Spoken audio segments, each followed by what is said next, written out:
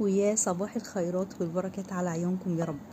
صحيت الساعة 5 الصبح وطقت في دماغي ان انا اقوم اعمل حاجة حلوة، ففكرت وهف عليا كده ان انا اشرب كوباية شاي في الفطار مع بسكوت باليانسون. وصفة ممتازة جدا وسريعة، وريحتها طبعا بتقلب الشقة وبتجيب جيران الجيران على ريحة اليانسون وهو في الفرن.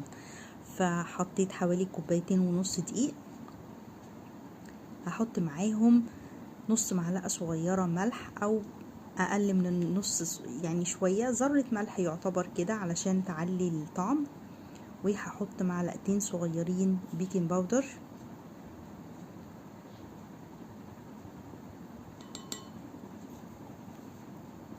عارفين وصفة كده بروايح زمان جميلة. كنت محمصة شمر على ينسون وطحناه كويس في الخلاط، وكل ما يكون طازة مش مركون بقاله كتير بيكون ريحته اقوى. فحطيت حوالي 4 معالق صغيرين، يعني معلقتين كبار شمر على ينسون مطحونين ومتحمصين. ممكن نحط شوية سمسم، وممكن نخلي السمسم للوش، او ممكن نحط في قلبه. في ناس كمان بتحط رشة حبة بركة وفي ناس لأ، فدي حرية يعني. هقلب كل المكونات الجافة دي مع بعض كويس قوي لغاية ما كل المكونات كده تندمج مع بعض وتدخل في قلب بعض. بعد كده هبتدي معاكم اعمل الخلطة السائلة اللي هعجن بيها الخليط ده. هو مش بيحتاج عجن كتير، هو اهم حاجة خلط المكونات الجافة لوحدها والمكونات يعني الرطبة لوحدها، وبعد كده بقلب الاتنين على بعض بدون ما بعجن عجن يعني كتير، لان ده بسكوت والبسكوتات ما بتحتاجش عجن كتير عشان الدقيق نفسه ما يطلعش الجلوتين اللي فيه.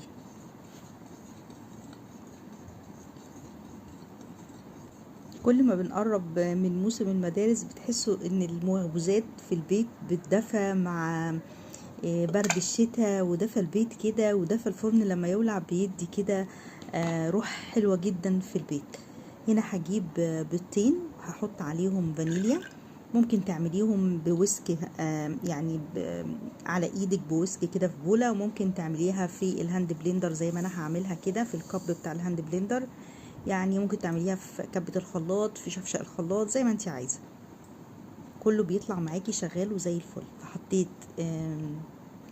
نص كوباية سكر، نص كوباية زيت، وبيضتين وشوية فانيليا.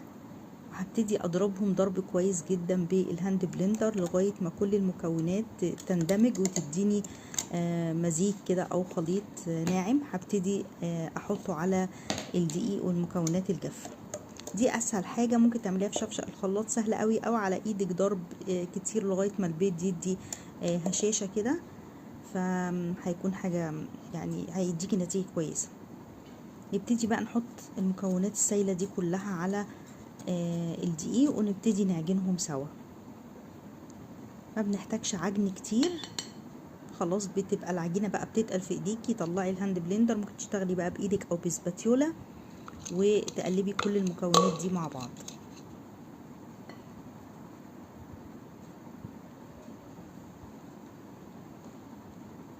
ممكن الولاد قبل ما ينزلوا كده المدرسة الصبح ياخدوا وحدتين مع كوباية شاي بحليب او حاجة، هتبقى حاجة لطيفة ليهم الصبح كده.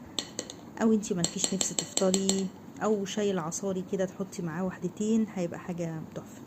نقلت المكونات بقى في حاجة تانية كبيرة عشان اعرف اعجنها. بصوا واصلين للقوام ده اول ما المكونات كلها تندمج. في ناس بتحب تشكلها على ايديها، في ناس بتعملها بقوالب البسكوت اللي هي اللي طالعه المكبس بتاع البسكوت، والصينيه المستطيله بتجيبيها اي صينيه بايركس. انا عامه بشتغل بالطريقه دي اسهل كتير، اللي هي طريقه اهالينا زمان. بفرد كل العجينه في الصينيه وبعملها بشوكه وبدخلها على فرن 180. ممكن تحطي رشه السمسم زي كده على الوش بتدي شكل كويس. في ناس كمان ممكن من البيضتين اللي انا حطيتهم اخد يعني معلقه صغيره من البيض الممزوج دوت وادهن بيه الوش واحط سمسم وحبه بركه، برضو هيديني لون حلو قوي وتعريجات جميله بالشوكه بتدي غامق في فاتح كده، بيبقى شكلها حلو جدا. وبندخلها الفرن، بنطلعها في نص المده وبنبتدي بنطلع بقى الصينيه قبل ما تكمل سواها في نص السوا كده بنبتدي نشرحها شرايح كده حسب الحجم اللي انت عايزاه، تكون مستطيله كده. بعد كده بنبتدي ندخلها الفرن تاني تتحمص، تاخد لون جميل جدا، والريحه طبعا بتكون واو يعني. وصفه حلوه جدا، ممكن تحطيها للاطفال كمان في اللانش بوكس عادي، ممكن يفطروا بيها قبل ما ينزلوا، برضو حاجه لطيفه يعني. زي ما احنا شايفين القطعه لسه اصلا بيضه يعني، بس عشان تتحكمي فيها لازم تكون. لما برجع ادخلها تاني بقى ده الشكل النهائي ليها. عايزه اقول لكم الريحه خطيره، والشكل زي ما مش فاضل لها بقى غير كوبايه شاي بحليب، واستمتعوا باحلى طعم، والف هنا وشفا عليكم وعلينا يا رب. واشوفكم في فيديو جديد ووصفه جديده. السلام عليكم.